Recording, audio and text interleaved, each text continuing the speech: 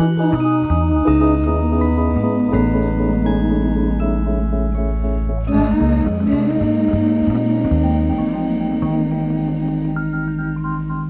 your host, Adrian Young.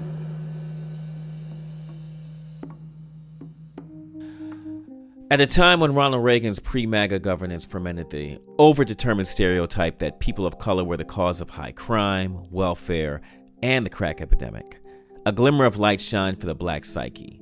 An NBC show which aired from 84 to 92 changed the way the world understood the black family.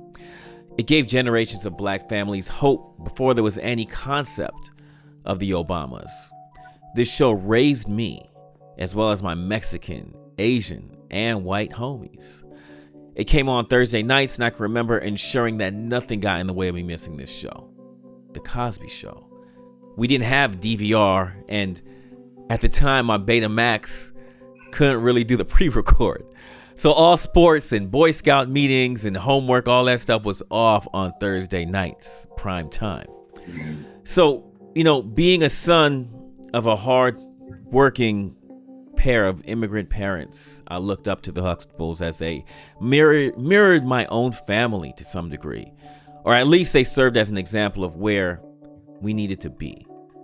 And for me personally, my black consciousness was molded by this show, and it wasn't just the patriarch or the matriarch of the show. In a big way, it was a son of educated parents that I really identified with.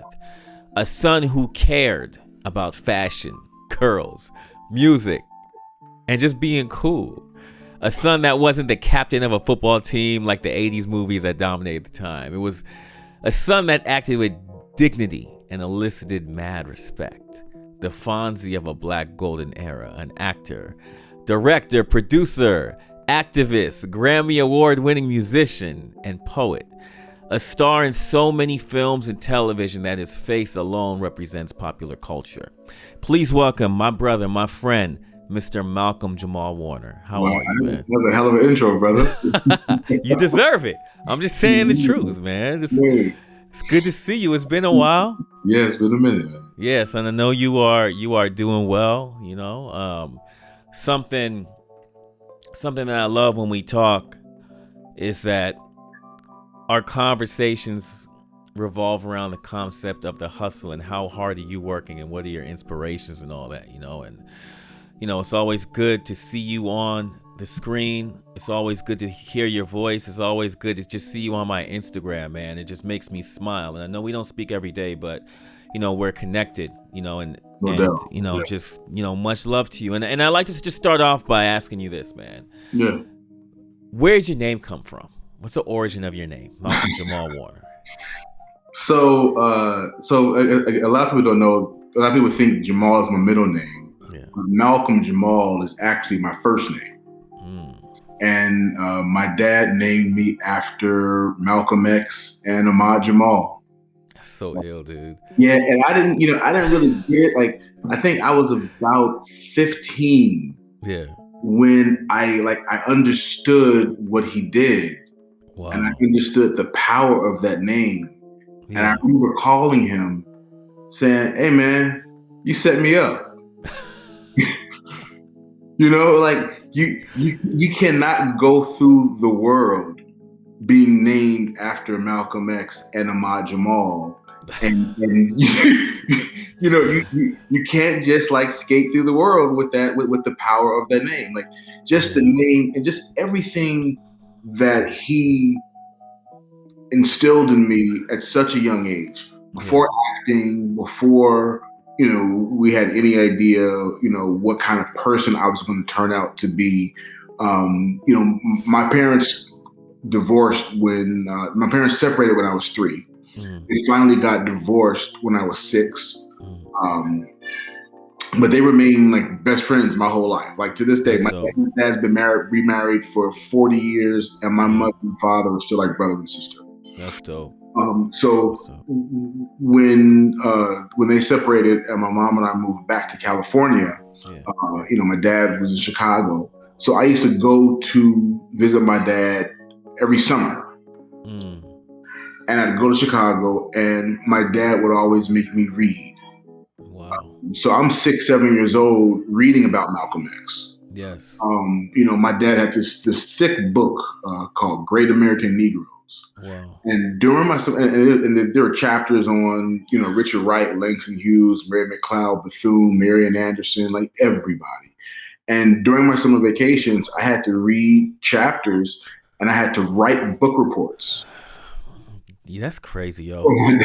Because it's the same thing, with me growing up with my parents from, they came up here from Guyana with nothing, and education's a big thing, and we know here in America, we don't really get to hear about the canons of our Black American ancestry. Yeah. We don't get to really hear about these leaders unless we, on our own volition, go read about them. So that's good. Like it's so dope when we can start developing this consciousness, knowing just understanding our lineage and what our potential is as Black people, what we can do, because we're generally not perceived as being inept enough, to be able to prosper.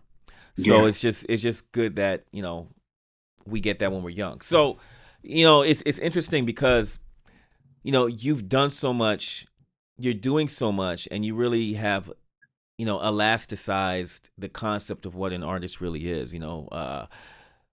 You started directing when you were young. Like, tell me about some of these early projects. You directed like Any Heartbreak, didn't you, or special ed stuff? Talk to me about this stuff. Like, how that even happened?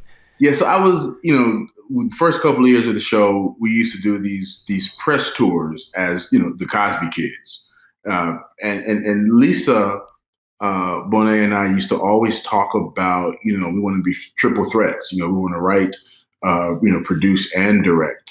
And I think we've been saying that for about 2 years, and at some point I was like, well, let me even see if I even want to direct. Let me even figure out how. And I was 16. I took a friend of mine's 8mm camera and just went out, started shooting stuff. And I started shooting just my own little projects. And then at some point I ended up, I got a budget together and actually hired a film crew and got a 16mm camera. And I ended up shooting this video I had this whole storyline, and I shot this short film to New Edition's If It Isn't Love. But it was the B-side. It was real smoothed out instrumental that Jerry did. Yes. And I shot this video to that. And that was the first time I actually had a film crew, and I had like this whole storyline and dancers, and we shot it at we shot at what college we shot it in Brooklyn. And somehow Mike Biv saw the video. I don't know how he saw it, but I just remember getting a call from him. They told me they wanted me to direct this video, and I'm like, wow. I kind of, we knew each other just kind of through passing, just being in the business, having mutual friends and whatnot. But I was always a huge, NE fan, and they actually, they asked me to direct the video. So that was my first video for hire. But during this time, I would spend all my free time on the set when I wasn't in the scene. If I wasn't with my tutor, I would be in the control booth. I'd be shadowing the directors because I knew, at this point, I knew that that's really what I wanted to do. So I had done, by the time I had done Any Heartbreak, my second video for hire was Special Ed's I'm the Magnificent. And by this time I had a reel. So by the time I went in to the producers of Cosby to let them know that I was serious about directing an episode, they didn't just gift me an episode. Like I had to show my reel. I had to get my agents and attorneys involved. Damn. I had to get, folks to vouch for me that I was, spending so much of my time shadowing directors. Wow. So it was a whole, it was a whole thing. But, what I knew was, whenever the show was going to be over, I knew that the transition from being seen as kid actor to being taken seriously as an adult actor, might not be a smooth one. So I looked at the directing just to keep me working, and keep me creatively fulfilled and keep me active in the business during that transition and during those dry spells, if you will. Did you ever speak with any younger child stars at that, or let me rephrase, did you ever speak to any former child stars when you were younger about how to really develop as an older artist in the acting game? No, because when we came up, we just overlapped Todd Bridges, Gary Coleman, Dana Plato. Yeah. And we had already known their stories. Right. So we were at a point where there was really no excuse for us to not be responsible Yeah. with the celebrity part of Right. the job. Yeah. And I think because of the values, my mother and my father both instilled in me, Mhm. and because I also understood everything that Mr. Cosby represented at the time, everything that the show represented, I knew when I was walking through the world that I was not just representing my father and my mother. I was also representing everything that Cosby stood for. Yeah. Um, Right. So then, also you made the jump into doing music. yeah. How did you picking up the bass? How did you picking up poetry? How did that even come together for you, man? Well, it's so freaky when I look back. Not freaky, but when I look back at it, actually, it all makes sense. When I was about 6, 7 years old, I declared to my parents I was going to grow up and be a famous actor, a famous poet, or a famous basketball player. Oh, wow. My dream was to play for the Lakers, but my basketball skills was not going to that dream. Yeah. And I found acting, and that was my thing. But I was always writing poetry because my dad was always, he was always giving me poetry books. One of my favorite books. I would go to school in 5th grade, and I keep this book on my desk. It was called "The Poems on the Life and Death of Malcolm X." And that'd be on my desk in 5th grade, and these kids would see the book and tease me like, "Oh, somebody wrote a book about you, ha ha ha." And I realized, well, these kids don't even know who Malcolm X is. Yeah, right. Exactly. So here I am. I'm in elementary school with the understanding of an awareness that I have about who I am and from whence I've come that my peers didn't have. So so I was always writing poetry and always doing creative writing, and my parents were always very supportive and encouraging of that. I always wanted to play music. Yeah. But I was always intimidated just by the whole mystique of music. Got it. So it wasn't until Malcolm and Eddie first season, I found myself in a situation where, I had come from 8 years of, being under Mr. Cosby's wing and learning about comedy and learning about running a television show and coming from a history-making show that showed that Black people could be funny without being stereotypical. Right. So I got to UPN, and their whole philosophy about Black people was the antithesis of what I had come from. And I'd gotten to the point where I had gotten so frustrated with fighting with writers, producers, studio, network, fellow actor, that I got to the point where I realized I needed a hobby. I needed something because I needed something I was the only person caring about the show the way I was thinking about it. So I figured I needed a hobby. Directing started out as a hobby, became a career. So I figured, what, if I picked up an instrument, because I'm not trying to do another career. If I picked up an instrument, then I could have a hobby. I would never start a band. I would never record CDs. I would just hang out in my dressing room and practice scales to a metronome, and just that would just kind of be my thing. Mm-hmm. And clearly that didn't happen. Practicing scales to a metronome in my dressing room was the most boring thing. So I ended up holding jam sessions at my crib. I had in hiatus. I went to Musicians Institute. over a period of time. And once I came out of MI, I started a band because I figured a band would make me practice and Yeah. make me develop at a pace much quicker than if I just kind of hung out and was trying to do it on my own. So it Right. just kind of, and then the poetry just ended up, folding in with the music, and it became its own thing. Yo, you got some incredible music. You sent me something. I don't even want to mention it, but what you just sent me the other day was just insane. I I mean, appreciate that, brother. it's just really dope, and it's really deep, and it just shows the depth of who you are. Thank you. And going back to your earlier discussions, where were you when you auditioned for Cosby Show? Were you in L.A. or? Yeah, I was in LA. I was So in you LA. you did the audition in L.A. I did the audition in LA, and once I booked it, then they were talking about relocation money, and we're like, relocation money for what? Yeah. And they're like, oh, the show's being shot in New York. Wow. Yeah, So what did it feel to beat out so many kids for such an important show at that time? How old were you? I was 13 when I auditioned, but at the time, no one knew it was going to be an important show. The show was at NBC. They pitched it to ABC first. ABC rejected it. They said no. Mr. Cosby had two prior Cosby shows, the Cosby Show, the Bill Cosby Show, and they just did okay. Yeah. So at the time, we're talking, it's early 80s, we're talking 84. Yeah.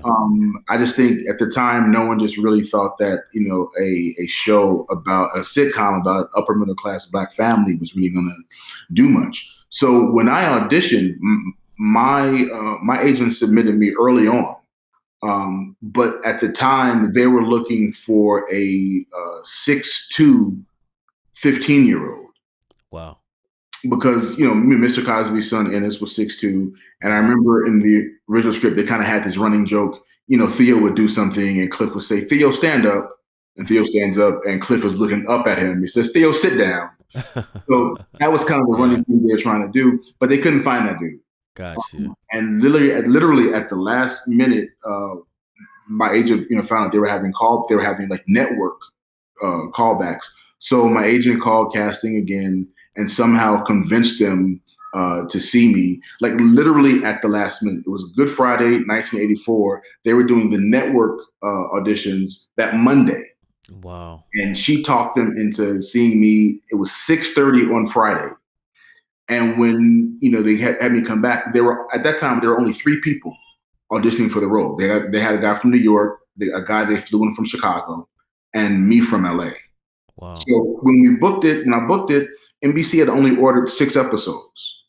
So at the time, no one really knew that it was going to, be the phenomenon, Right. culturally invaluable show that it turned out to be. It's interesting that you say that because there's 2 show openings that I remember the first time I saw the show, loved the show, and remember exactly where I was sitting when I saw it. Mhm. One is Fresh Prince of Bel-Air, Uh-huh. and the other one is the Cosby Show. I remember everything about it. I remember seeing it for the first time and how excited I was as a young man seeing that. And it's interesting because now you are part of pop culture in a major way, right? Mhm.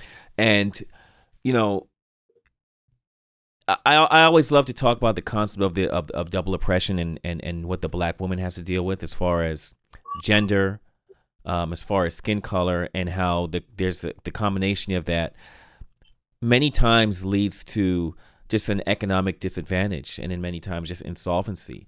But Mhm. you now getting this job, how did that change the dynamic of the family for you? Because at that time, I mean, you had a relationship with your father, but you grew up with a single mother, correct? Yeah. Yeah. So even though I primarily grew up with my mom, Yeah. my father was always an integral part of my life. And even though he Gotcha. may not have been, physically in the house, Yeah. his presence was always felt. Gotcha. But primarily I was, physically raised, primarily by my mom. So when, the first 2 years of the show, I had a manager. And then at some point, it just started to make more sense since I was a minor and everything had to go Oh, through anyway. It was Right. like, well, why are we paying this other person Right. To this do you. Yeah, percentage exactly. Right. when it's got to come through me and I got to, Right. so Right. my mother just ended up becoming my manager. And, that's really the only thing that changed in the family dynamic. I mean, I still had to do chores. I still had to, keep my room clean. And I think even at, uh, and I was a good kid. Yeah. Yeah. But still, I had my moments. And, even there were, when there were times where I would, be a teenager trying to flex, she was very clear. Like, she was like, I don't care who's paying the bills. Right. I'm still the mother. Right. So it's just really interesting to me, because you're my friend, and a lot of my friends have done so much for the world creatively. So I get to know you on another side. I get to remember how I knew you and then how I know you as a person.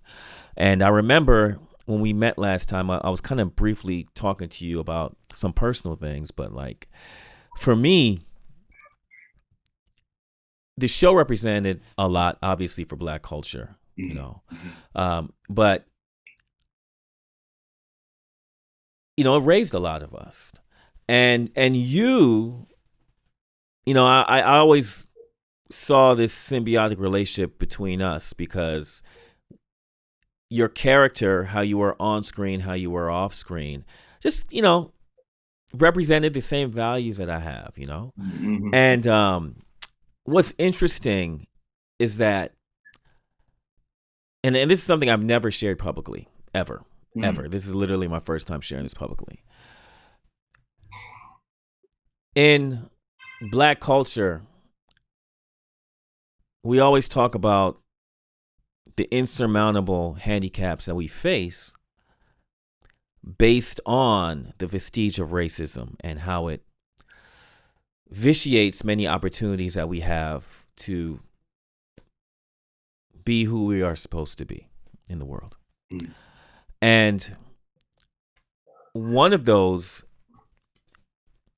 variables is fatherhood, right? It's always that they always say that the Black father is just not there, right? That's just like it's one of the overdetermined stereotypes that we have in our culture. Sure. So my parents came up in the 70s, left South America, Guyana, to come up to the U.S., and they came with nothing and built something. My father became an attorney, started a law office. My mother became highly educated and was a director level corporate. So we grew up as the Huxtables. People looked at us, me, myself, I have a little sister, I have a little brother. We were like the Huxtables. We were like the perfect family, And my father was the smartest dude I've ever met. Tough as nails, military dude. And, basically they were just models for me. And they inspired me to become educated. They supported me in becoming an artist.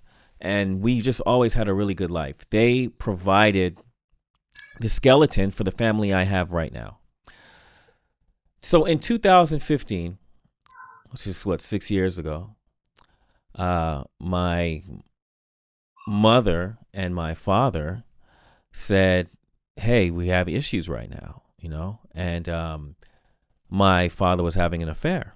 And it was just really weird to me because my dad was just such a straight dude. It just didn't really make sense to me. But my thing is that, okay, cool. Like, that's y'all relationship, whatever. We love you guys to death, and however you guys work that out, you work it out, But what started happening is that the image that my father had, the Bill Cosby image that he had, started to deteriorate. Because my family, my parents were the models for our friends and our family. We were this is what everyone aspired to be. So around the same time is when all the allegations was happening for Mr. Cosby. So at this time, I'm married. I have 2 kids. Okay. 2 beautiful kids, by the way. Oh, thank you, bro. And so I'm like, all right, they said they're going to work this out and all that stuff, And then my father just starts changing. I've never ever seen a person change like this in my life. Just starts becoming someone else. He's defeated. He's having like a nervous breakdown. It was one night. I remember I got a call from my mom at like 9:00. It said, "Hey, your father is crying, like crazy crying right now." I was like, "Okay, I'm on my way over there." They live in Orange County, so I drove over there, and I remember seeing my tough father on the ground, just like crying and just so depressed. I never. Had you ever seen him cry before? Was that the first? I've never seen him cry before, bro. Like it was, and it's not like my dad was ever fake. You know what I'm saying? Like I've never seen him cry, and it's not like he was ever hiding anything. But he was the Bill Cosby of our family, the perfect black educated father. And then this happened, and I would tell my father like, "Yo, you are a big part of who I am right now. Don't be embarrassed. Like, it's okay. You're doing your thing, whatever. If y'all don't stay together, y'all don't stay, whatever." But he just started to really break down. And he's like, "Look, man, I've been so busy with my law work and he's doing so much stuff in pro per and all that stuff that, he started, some attorneys were giving him like little drugs or something to put in his drink just to help him cope with all the stuff that he was doing." And I was like seeing this super straight dude, and I'm like, "Man, I've never seen this side of you." And then, every day was just getting kind of weirder and weirder until my mom said, "Yo, man, you need to come to the crib. You need to talk. We need to all kind of have a talk." And we went there, and my father basically deteriorated into like a 6-year-old. And what I mean by that is that I'm like, "Hey, Dad, are you going to be cool? Like, are you going to be okay?" Because he was just kind of losing it mentally. And this is someone there was no signs of this ever before. And then just having this crazy nervous breakdown where I look in his eyes, he can't even look me in my eyes anymore. And I was like, "Oh shit." At this same time, my daughter, Tamiko, she was asking, "Hey, when are we going to see Granddad? I miss him," because we'd be with them all the time. And I kept on kind of pushing it off. And then, I said, "You know what? I got to tell her what's going on." And so I picked her up and said, "Hey, let's go shopping." I remember taking her to go to the mall. And I said, "Hey, I got to talk to you about something." And I said, "The reason why you haven't seen Grandpa and Grandma lately is because, they're getting divorced." And, we both sat in my car and cried. It was a big deal. That was the hardest part for me because I now became not only the father for my family, like my wife and kids, but for my mother and my brother and sister and all that, because my dad basically at this point abandoned us, just abandoned. And it was Father's Day. He sent me, my brother, and my sister a text saying, "Hey, I would like to have lunch with you guys." This is about, this is a few months after all this stuff happened. But his behavior was just, how he's been acting just was not right. And I said, "You know what? Like, I can't hook up with you for Father's Day." This was 2015. I haven't seen him since 2015. This is somebody I used to see every day. Wow. So like, I say this all to say that as much as I love my father's dead to me. And what I mean by that is that I love him to death. I don't hold grudges against him.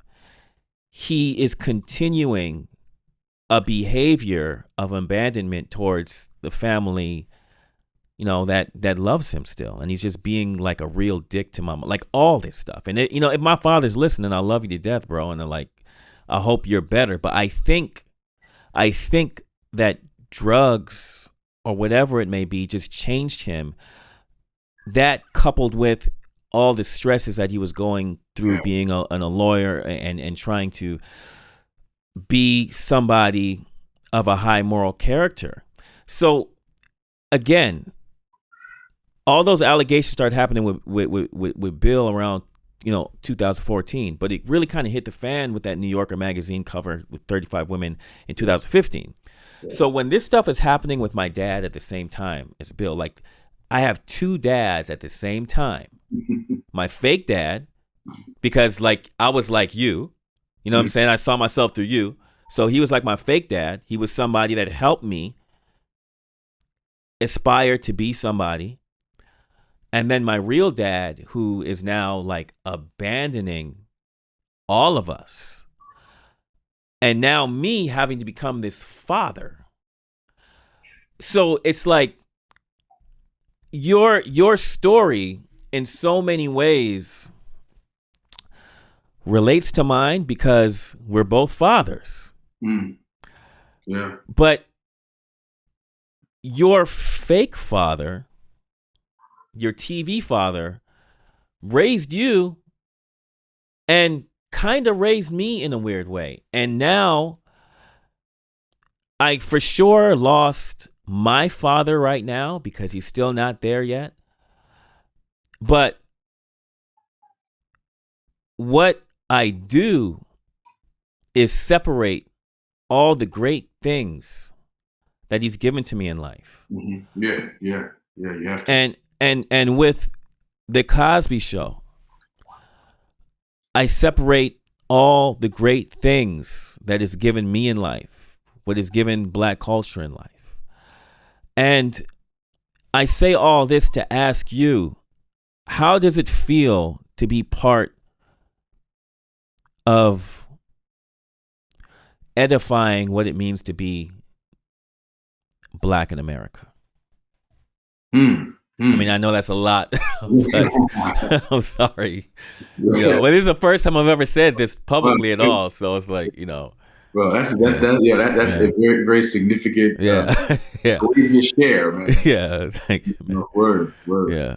So kudos, mad respect for Thank you for opening up and being vulnerable. Thank you, man. Thank you, bro.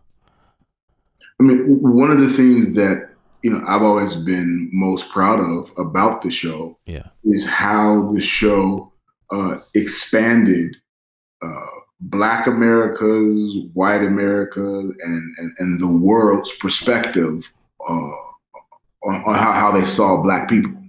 Yeah. We mentioned before that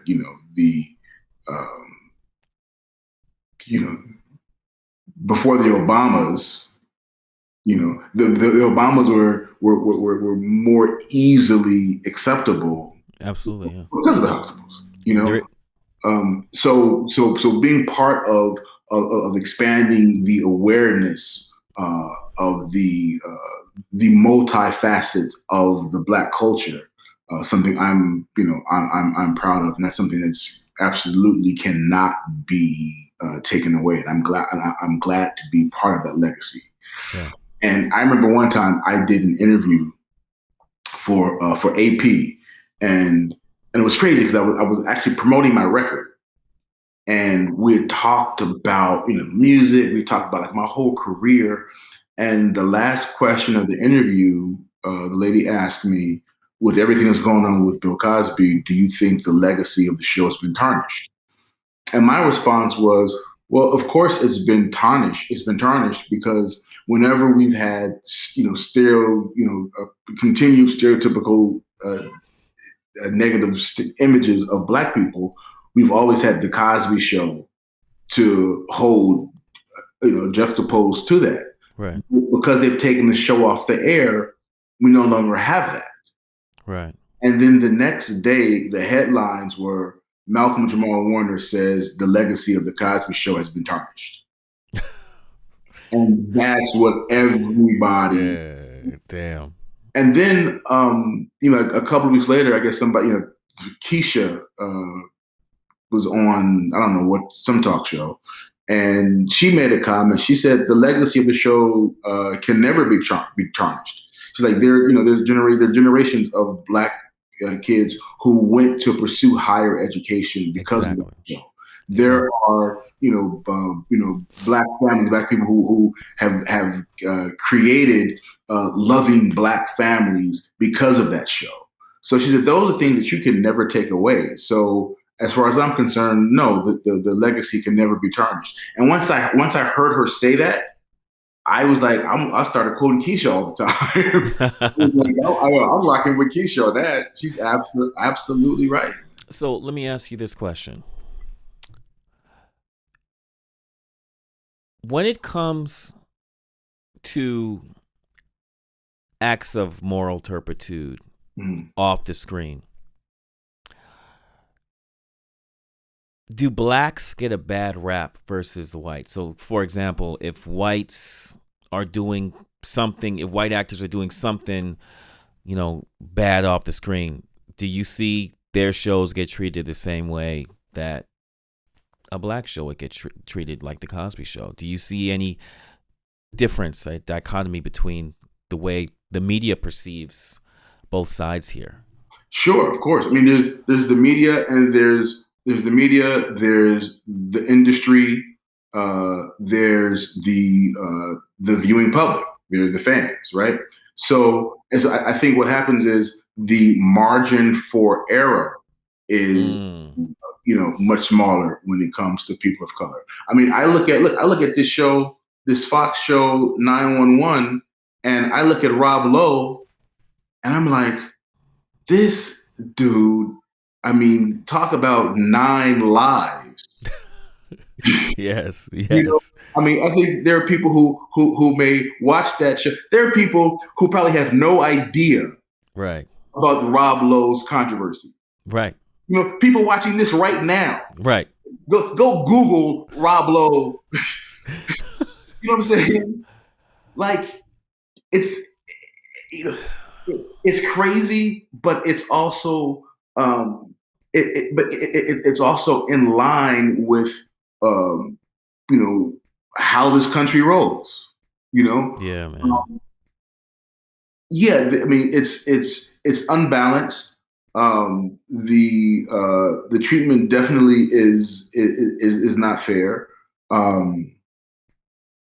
But that's this we're 2021, and as Childish Gambino says, this is America. It's still America. With as much progress as we have made, it's still America. There's still a lot more. There's a lot more work to be done. There's a lot more. Though the marker has moved, there's still a lot more balancing out that has to take place. Absolutely. And when it comes to the importance of art, one of the most important aspects of art is that it allows you to better manage despair. You get to have a like a new panoramic view on what art really means and how it just relates to real life. You know what I'm saying? So I'm thankful of everything you've done, everything that you're doing. I hope that people will start to realize that you have to separate the art from the person in all cases, except those cases where they're continuing the malfeasance. So I'll juxtapose this to an R. Kelly situation. This is my thing, right? R. Kelly's talented as hell, right? But I strongly believe that in the music, he's talking about doing bad shit. Mm-hmm. So when I'm listening to the music now and I'm thinking like, yo, man, you was with Aaliyah at that time. She younger than my daughter right now, bro. Like when I think about all that kind of stuff, when I listen to the music, it's kind of it's perpetuating a malfeasance in perpetuity. 100%. When I juxtapose that to somebody like a Marvin Gaye, who is quite possibly my favorite artist of all time, but was not the best person, I could separate the music from him. I could separate the music from James Brown. I could separate the music from so many people.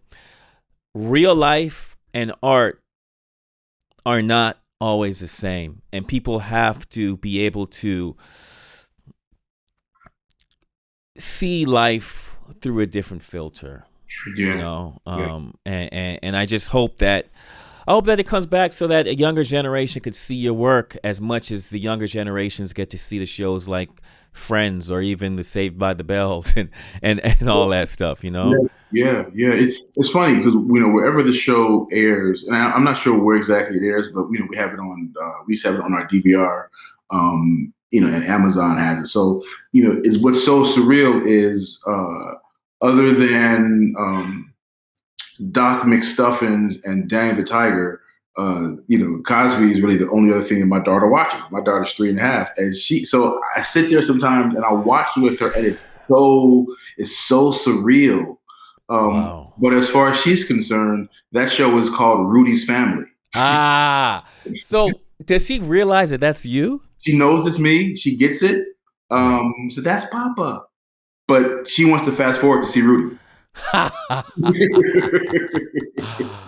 Man, so I had. It's funny how we have these existential moments because right now, so I have 2 daughters. I have my daughter is 16 years old, and then my younger daughter is 7 years old, and I take my daughter on to Melrose and we go shopping. I tell her, yo, man, this street used to be ill. There was record stores here. There was so many dope vintage spots. Like, it was so much culture on this street. And she's like, man, I really would love to know what that's like. Man. So what's crazy is that one of my best friends I grew up with used to always have a video camera, always. And he just a few days ago started transferring all that stuff. And it has us kicking it on Melrose. And you're seeing all, like, we're kicking it on Melrose like late 90s. And you're seeing all of this culture. And now I've been teasing my daughter saying, I ain't ready to show this to you yet. When you're ready, like, I'll show it to you. But the point is, I never thought I have the ability to show this generation, my generation. And now you're showing your daughter you back in the day. It's like it's these are our Super 8 films, basically. You know what I'm saying? It's showing the lineage, showing where we were and where we are now. And what it helps to reinforce to our children is that if you have a dream and you believe in something, you, as a black woman, as a young black woman, you can be whatever the hell you want to be. Yeah. They see we have a new vice president now. Man. They are born in a time where you don't hear people saying, "Oh, a black person can never be president." Yeah. They're here at a time when posterity is key for us, and equality is something we're still reaching for, but we're getting there. And another thing, you're a father, and while your wife was pregnant, I remember you telling me, how much it inspired you to see me with my daughter, and how you envision your daughter to glow like mine. And you don't know how much it meant to me to hear that from you, just knowing how much you meant to me. And I can't wait till all this COVID stuff is over and I could tell your daughter, like, yo, do you know how much your daddy made me shine? So I say that all to say, man, I love you to death. Thank you for spending your time with me, brother. Yeah, man. Love back at you. Yeah, yes. And we got some music to do. Oh man, we're so long overdue. Good luck on everything. Thank you, man. Brother. Thank you very much.